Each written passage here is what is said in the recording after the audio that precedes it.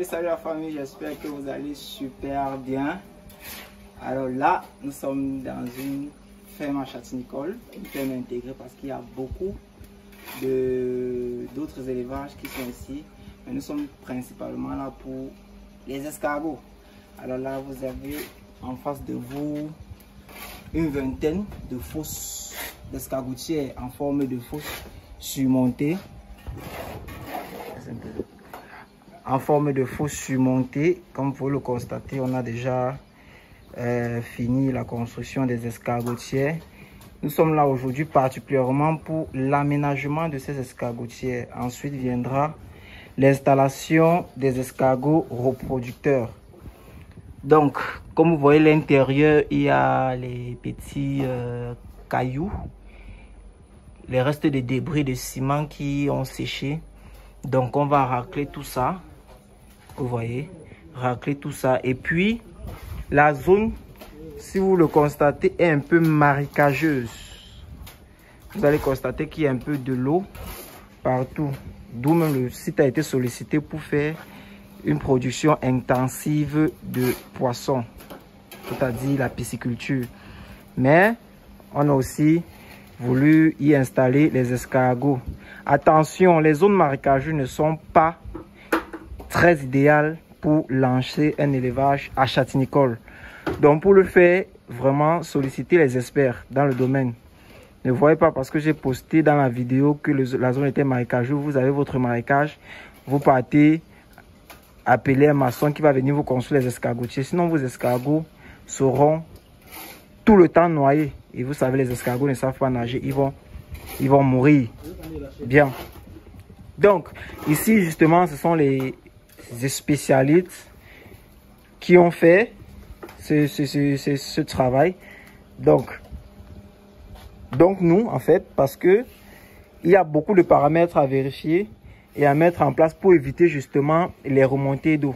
Et nous sommes aujourd'hui là maintenant pour parfaire cela. Vous allez constater une première couche de terre, de la terre rouge, une terre collante. Cette terre imperméable à l'eau.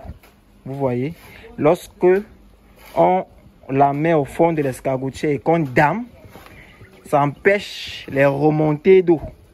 Ça sont les petits secrets que je vous donne, comme que nous donnons justement dans les formations que je vous donne gratuitement dans la vidéo comme ça. Donc lorsqu'on met dans la terre rouge, cette terre argileuse, et qu'on la dame, elle empêche les remontées d'eau parce qu'elle est imperméable. Ensuite, lorsqu'on a mis la première couche de terre rouge, la terre que vous avez vue, on a béné et qu'on a amené là, c'est ça qu'on met donc en deuxième position. De la terre noire, arable. Cette terre est d'abord riche en minéraux et riche en micro-organismes. Vous voyez, avec les nutriments organiques. Ce qui fait que les escargots d'abord consomment de la terre. Donc lorsque vous mettez de la terre noire, c'est favorable au développement des escargots. Après, dans cette couche de terre noire, on va donc mélanger avec d'autres éléments pour en faire notre substrat qui va donc auquel les escargots vont souvent se réfugier en moment de forte température, dans lequel les escargots vont même y pondre. Vous voyez un peu. Donc c'est de ça qu'il s'agit. C'est de ça qu'il s'agit. Je voulais également vous préciser un petit truc.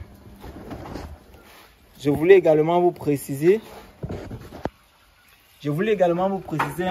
un tout petit truc. Ces escargotiers ne sont pas dimensionnés au hasard. Vous voyez, on ne dimensionne pas les escargotiers au hasard. Il y a un dimensionnement précis pour les escargotiers, pour une densité précise d'escargots reproducteurs. Est-ce que vous comprenez? Donc c'est un peu ça. Restez jusqu'à la fin de la vidéo parce que nous allons partager avec vous l'aménagement, l'installation des accessoires, ensuite l'installation des escargots reproducteurs en eux-mêmes. Donc je vais continuer à pousser la terre comme vous avez d'abord vu. On va finir pour aménager nos escargotières, nos vingtaines d'escargotières pour ensuite mettre nos escargots reproducteurs.